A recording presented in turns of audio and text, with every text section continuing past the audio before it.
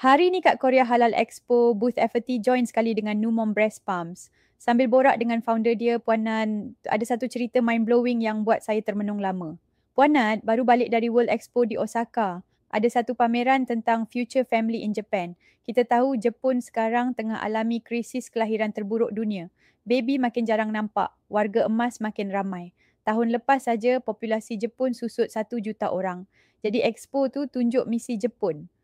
Untuk 50 tahun akan datang, bayangkan manusia boleh pilih nak hidup natural atau pindahkan memori dan emosi kepada Android.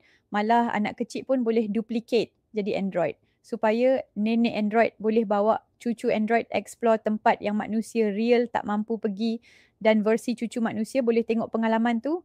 Gila kan? Bayangkan, kalau satu hari nanti populasi manusia pupus, yang tinggal hanya Android je. Macam cerita Terminator lakonan Arnold Schwarzenegger tu jadi realiti. Soalan besarnya, bila dunia penuh Android, masih relevan ke produk kesihatan dan kesuburan macam FT dan Numom? Jujurnya, perbualan tu buat saya sedar. Kita kena fikir jauh ke depan. Bukan setakat hari ni, tapi 50 tahun akan datang. Apa pandangan anda?